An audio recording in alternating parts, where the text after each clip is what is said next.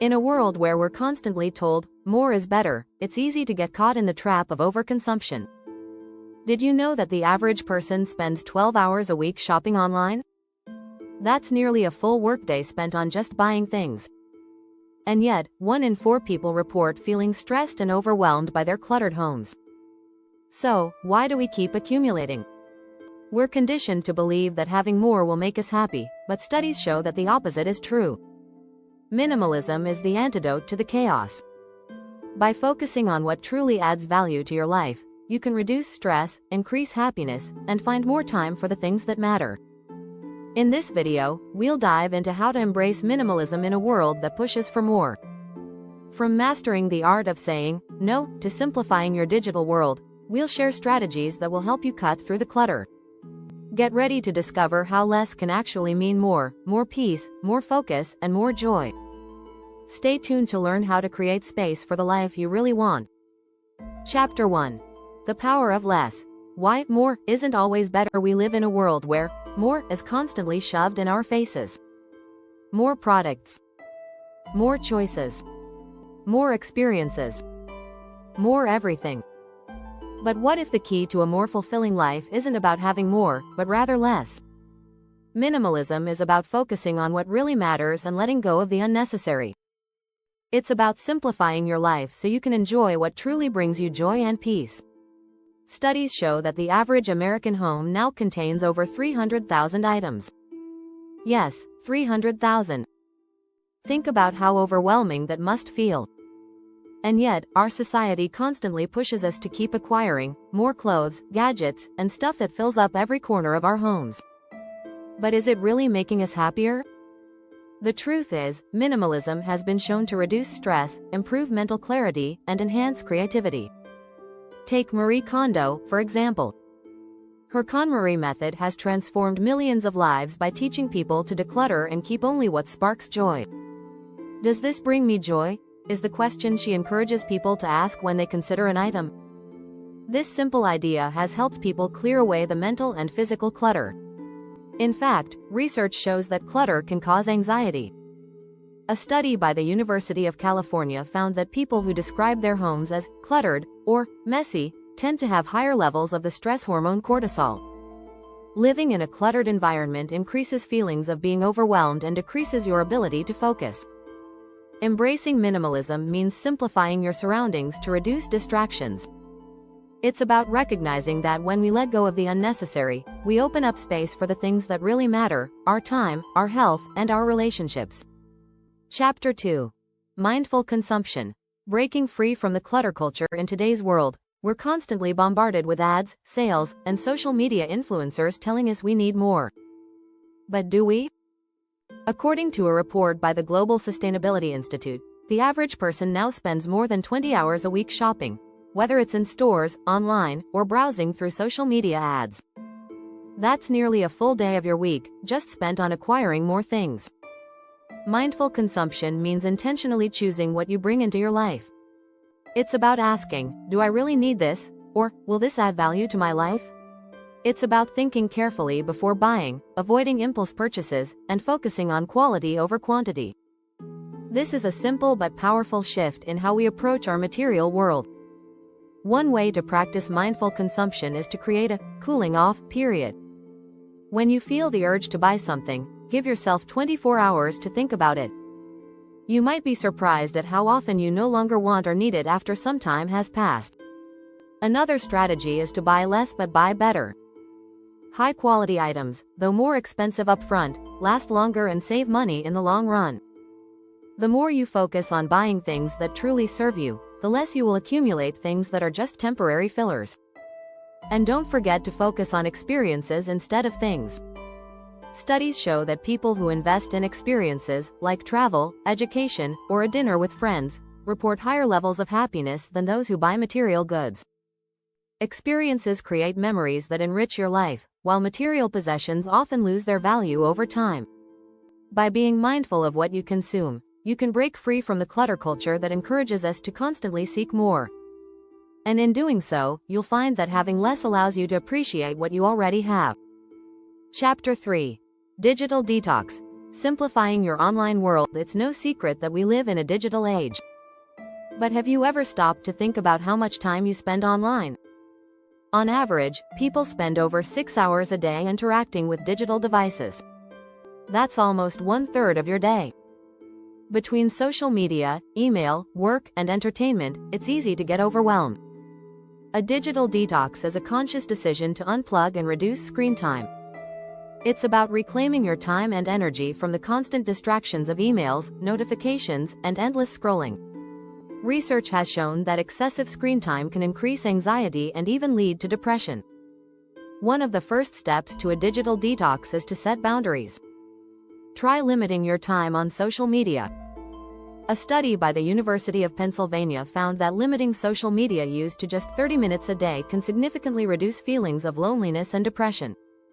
Try deleting apps you don't need or muting notifications that constantly pull you away from the present moment.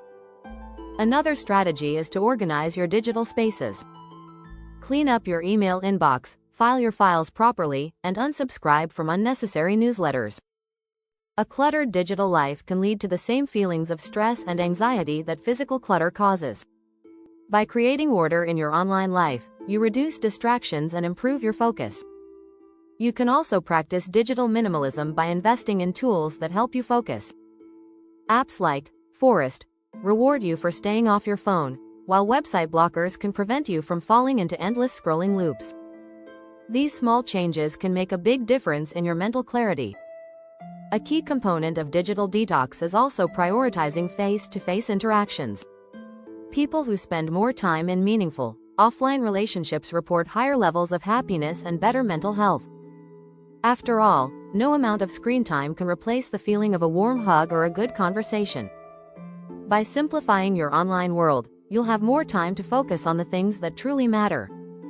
You'll find that less digital noise means more peace in your day-to-day life. If you're enjoying these tips, don't forget to subscribe. We've got more practical strategies to help you embrace minimalism in every area of your life. Chapter 4. The joy of saying no. Setting boundaries in a busy world. In today's world, it's easy to get caught up in a never-ending list of obligations. We feel pressured to say yes to everything, whether it's work tasks, social events, or family commitments. But the truth is, saying yes to everything can lead to burnout and exhaustion. Minimalism isn't just about decluttering your home, it's also about decluttering your time. Research shows that 45% of people feel overwhelmed by the number of commitments they make. When we say yes to too much, we dilute our focus and energy. Saying no can be one of the most powerful strategies for regaining control of your life. One way to start setting boundaries is by practicing the 80-20 rule, also known as the Pareto principle. The idea is that 80% of your results come from just 20% of your efforts. By focusing on the 20% of commitments that matter most, you can reduce unnecessary distractions. Start by evaluating your obligations. Are they bringing you closer to your goals, or are they just filling up your time? Another strategy is to prioritize self-care. In his book Essentialism, Greg McKeown talks about the importance of eliminating the non-essential. By saying no to things that drain you, you create space for things that recharge you, whether it's spending time with loved ones, pursuing a hobby, or simply resting. It's also helpful to remember that saying no doesn't mean you're being selfish, it means you are taking care of yourself and your priorities. Being clear about your limits can even inspire others to do the same. A study from Harvard found that setting boundaries improves mental health and leads to greater life satisfaction. So, start small. Practice saying no to one small thing today, whether it's a meeting you don't need to attend or a social gathering you don't want to be a part of. The more you practice, the easier it becomes to say no in a world that constantly pushes for yes. Chapter 5. Simplify to amplify. Creating space for what matters. Minimalism isn't just about reducing what you own, it's about creating space for what truly matters. It's easy to feel overwhelmed by the clutter around you, but by simplifying your environment, you allow the things that bring you joy to take center stage. The goal is to amplify the positive aspects of your life by letting go of the excess. Take a look around your home. Is it filled with things that don't add value to your life?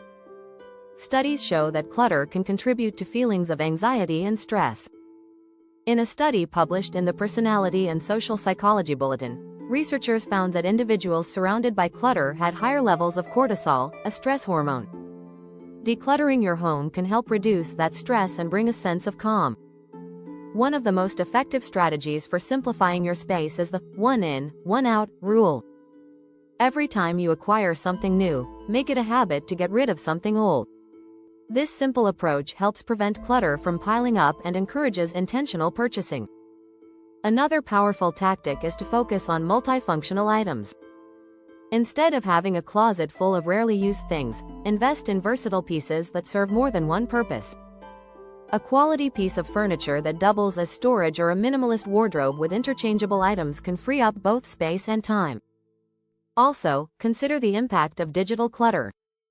According to a survey by Deloitte, the average person spends over 10 hours a day interacting with their devices. This constant interaction can leave you feeling mentally overloaded. A digital declutter, just like a physical one, can create more room for creativity, productivity, and connection. Finally, take time to focus on experiences over things. Experiences, like a weekend trip or a dinner with friends, create memories that last longer than material possessions. In fact, people who spend money on experiences report feeling happier than those who buy material goods. When you create space for what truly matters, you'll find that life becomes more focused and fulfilling. Embrace the simplicity of your surroundings, and watch how it amplifies your sense of peace, joy, and purpose. Chapter 6. Sustainable Minimalism. Living well with what you have. Minimalism and sustainability go hand in hand. In a world where fast fashion and disposable items dominate, choosing to live with less can help reduce waste and protect the planet. Sustainable minimalism is about making intentional choices that benefit both you and the environment. Did you know that the average American throws away around 81 pounds of clothing per year? Fast fashion has a huge environmental impact, with textile waste contributing significantly to landfill growth. By choosing quality over quantity and embracing minimalist principles, you can drastically reduce your carbon footprint. Start by considering your consumption habits. Instead of constantly buying new clothes or gadgets, ask yourself, do I really need this? By buying less, but investing in better quality, you not only save money in the long run but also reduce the demand for mass production.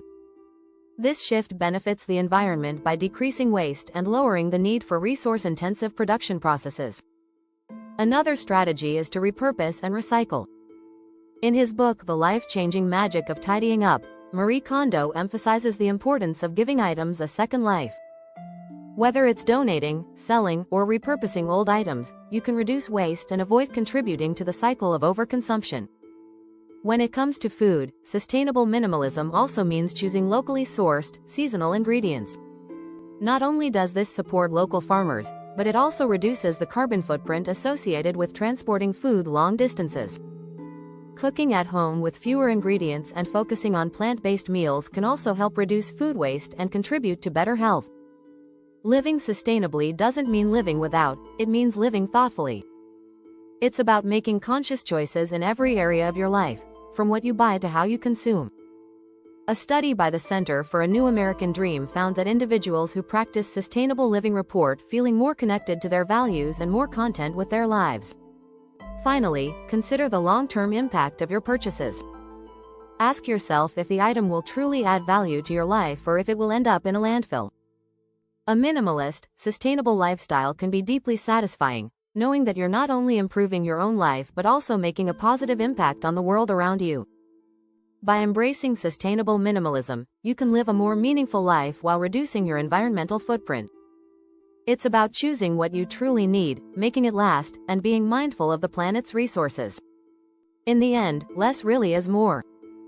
If you found these strategies helpful, don't forget to subscribe for more tips on how to embrace minimalism and simplify your life.